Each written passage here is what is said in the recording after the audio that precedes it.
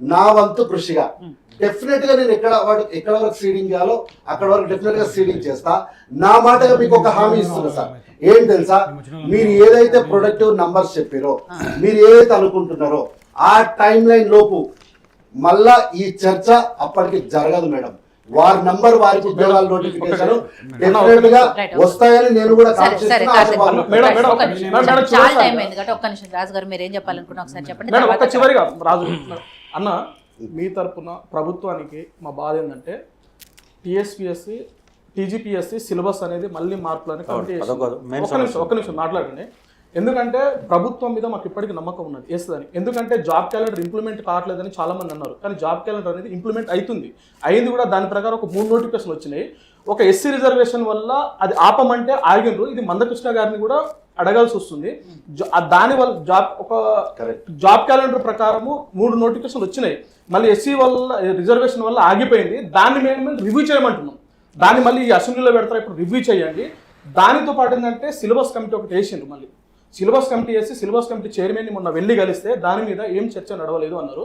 ఎందుకంటే మీరు ఈ నోటిఫికేషన్లు వేసే ముందు ఈ సిలబస్ అనేది మాకు క్లారిటీ ఇస్తే మా పని మేము చేసుకుంటాం. గత ప్రభుత్వం కూడా ఈ సిలబస్ 70% యాడ్ చేయడం వల్లనే మాకు చాలా ఇబ్బందులు అయింది. ఒకదాని వల్ల వేయడం వల్ల మేము చాలా అసలు ఏ చదవాలో మాకు అర్థం కాని పరిస్థితి. మెయిన్ ఏంటంటే మాకు కావాల్సింది ఒకటి, ఫస్ట్ సిలబస్ అనేది డిక్లేర్ చేయండి. సిలబస్ డిక్లేర్ చేసిన తర్వాత ప్రభుత్వమే ఏం హామీ ఇచ్చిందంటే గ్రూప్ 2లో పోస్టులు యాడ్ చేసి ఎగ్జామ్ పెడతా ఉన్నారు. సరే, కానీ ఇప్పుడు కాని సమయంలో నెక్స్ట్ జాబ్ క్యాలెండర్ అవి కలుపుతామన్నారు. ఆ హామీ మాకు ఇంకా నెరవేర్చలేదు. సరే, వాయిదా అనేవి ఏంటంటే ఆ టైంలో వాయిదా వేసినాం. ఎందుకంటే మేము పార్టీ కోసము మేము ఇక్కడ ఉన్నటువంటి నిరుద్యోగులందరము కష్టపడి గెలిపించినాం. మా నిరుద్యోగుల తరపున గెలిపించి ఆ సమయాన్ని మేము వృధా చేసుకున్నాం. కాబట్టి మేము బయటకు వెళ్ళి తిరిగినాము, ప్రచారం చేసినాం, ఆ సమయాన్ని కోల్పోయినాము.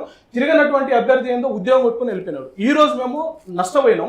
కాబట్టి మీరన్నా వచ్చి మాకు ఈ ఉద్యోగాలు ప్రకటించండి. ఎందుకంటే అన్న గ్రూప్ 1లో వేకెన్సీస్ లేవంటున్నారు. గ్రూప్ 2లో గత ప్రభుత్వము 33 జిల్లాలు చేసి ఒక్క వేకెన్సీ ఫిలప్ చేయలేదు. కానీ ఇప్పుడు కూడా ప్రభుత్వానికి మేమేమంటున్నాం అంటే 33 జిల్లాలు చేసారు. 33 జిల్లాలలో మండలాలు కూడా చేసింది. ప్రతి మండలానికి ఒక డిప్యూటీ తహసీల్దార్ కావాలి, ఒక ఎంఆర్ఓ కావాలి.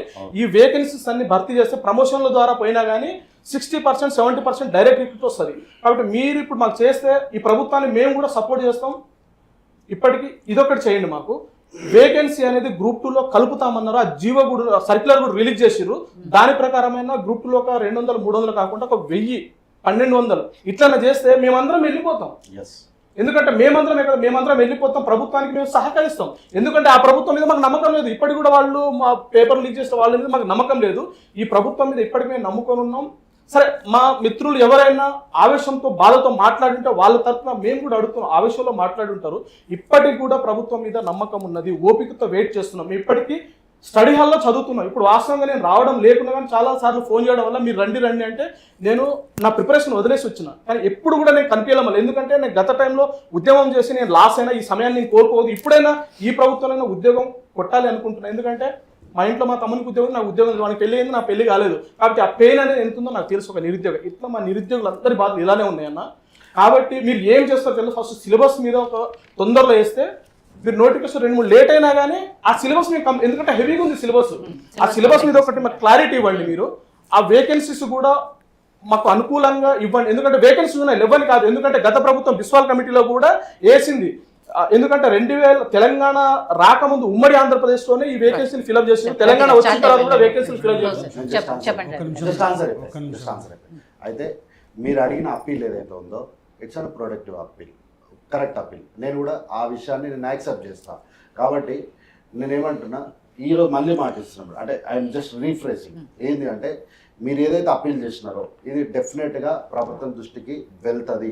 దయచేసి నా అప్పీల్ ఏంటంటే మీరు ఈ విషయాలపైన కాకుండా దయచేసి మీ సిలబస్ అంటే మీ ఏమంటారు ప్రిపరేషన్ పైన మీరు దయచేసి ఫోకస్ చేయండి. It's my request. అంతేగా మీరు అట్లా నాకు క్వశ్చన్ చేయదు, నేను రిక్వెస్ట్ చేస్తున్నాను మళ్ళీ. ఎందుకంటే మీరు అందరు మంచి ఆఫీసర్లుగా తెలంగాణ రాష్ట్రానికి వస్తే పొలిటికల్గా మళ్ళీ మేము మీ దగ్గరికి వస్తాం, మేమని సరికి పని చేసి పెట్టారో మేమే వస్తాం. ఇంకోటి ఏంటంటే 10 ఏళ్ళుగా మేము దెబ్బలు తింటే ప్రభుత్వం వచ్చింది, మాకు తెలియదా ఈ కష్టం. మిమ్మల్ని కూడగొట్టుకుంటే మేము అధికారం కోల్పోతాం, మాకు తెలియదా? ఇంత చిన్న లాజిక్ మేము ఇస్తాం కదా.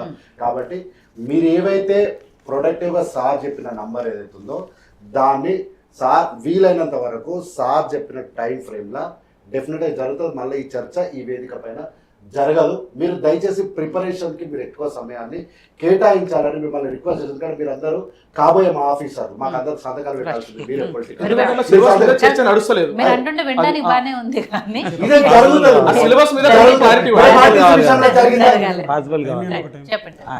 యాక్చువల్లీ మీరు ఫస్ట్ డిబేట్ నుండి కూడా చూడండి, ఇంకా వేరే టీవీలో కూడా నేను డిబేట్కి వెళ్ళా, ఎక్కడ కూడా రాజకీయాలు మాట్లాడాను. నేను పట్టుబట్టేది ఒకే ఒకటి, నేను పర్టికులర్గా ఈయన గురించి మాట్లాడలేదు. చూపించి మాట్లాడాను కాబట్టి నేను మీకు చెప్తున్నాను. అరే నేను ఇప్పుడు ఇట్లా అన్నంత మాత్రాన ఎవరిని బ్లేమ్ చేసినట్టు కాదు. నేను పర్టికులర్ ఈయన గురించి అనలే. కడుపు మండే ఉద్యమం ఉన్నది. అన్న అందరూ విద్యార్థులంతా కడుపు మండే కొట్లాడుతున్నారు. దాన్ని ఏమంటున్నా పార్టీ వాళ్ళ ఆ పార్టీ ఉంటే అనుబంధం ఉంటే సార్, నేను అందుకే ఏమన్నా, నేను ఎవరిని పర్టికులర్ గా బ్లేమ్ చేయలేదు. అందులో ఈయనను నేను పర్టికులర్ బ్లేమ్ చేయలేదు. ఇప్పుడు చెయ్యొచ్చినందుకు ఆయననే అనుకుంటుంటే కాదు అని ఎక్స్ప్లెయిన్ చేస్తున్నా. మాట్లాడండి. అయితే ఇవన్నీ ఖాళీల వివరాలే. ఒక్కరోజు కూడా ఏ రాజకీయ పార్టీ గురించి మాట్లాడలేదు. మేము మాట్లాడితే వచ్చి జాబ్ క్యాలెండర్ గురించి మాట్లాడతాం. అది లేకపోతే సంవత్సరంలో కాలేదు ఎందుకని అడుగుతాం. మీరు ఇచ్చిన హామీ కాబట్టి సంవత్సరంలో కాలేదు ఎందుకని అడుగుతాం. దానికి మనకు బాయ్స్ అవుతుంది, దాంట్లో చర్చ పక్కదారి పడుతుంది. కానీ నేను ఖాళీలు అదే సార్, నేను ఇట్లా ప్రశ్నలు వద్దు. నేను ఏమంటున్నా అదే మేడం, ప్రశ్నల గురించి వద్దు. ప్రొడక్టివ్ నంబర్ కావాలి. నంబరే కదా, అదే చెప్తున్నా కదా. ప్రశ్న అడుగుతా అని ప్రశ్నలు కాదు మనకు కావాల్సింది. ప్రశ్నోత్తరాలు చేసుకోవడం రాజకీయ పార్టీ కాదు కదా. అడుగుతాము. అరే మా నిరుద్యోగులుగా ఎవరైనా అడగొచ్చానా? భారత రాజ్యాంగంలోనే ఉంది. అడుగు, నువ్వు క్వశ్చన్ వేసి హక్కు ఉంది. ఆయనకు అర్థం అవుతలేదు మేడం. ఆయన అనేది ఏంటంటే నేను ఎప్పుడు కూడా ఒక రాజకీయ పార్టీగా మాట్లాడలేదు. నేను అదే ఈ లెక్కలన్నీ కూడా చెనగానే ఆయనకి ఇచ్చిన. ఇప్పుడు మీకు కూడా ఇస్తా. ఈ లెక్కలన్నీ ఉన్నాయి కదా, ప్రభుత్వానికి తీసుకుపోయి ఇవ్వండి. ప్రభుత్వానికి తీసుకుపోయి ఇవ్వండి. లెక్కలు లేకపోతే మేము చదువుకున్నాము. ఇట్లా మాట్లాడితే దీన్ని పొలిటికల్ ఆస్పిరెంట్ లో రిప్లై చేయాల్సి వస్తుంది. దీంట్లో ఫైనల్ గా యోయో టీవీకి ధన్యవాదాలండి. నిరుద్యోగుల పక్షాన మీరు ప్రతిసారి చేస్తున్నారు, ప్రతిసారి వాళ్ళ పోరాడుతున్నారు. నేను ఒక చిన్న విషయం చెప్పదలుచుకున్నాను. ఏంటంటే ఈ భారత రాజ్యాంగం కల్పించినటువంటి స్వేచ్ఛ అందరి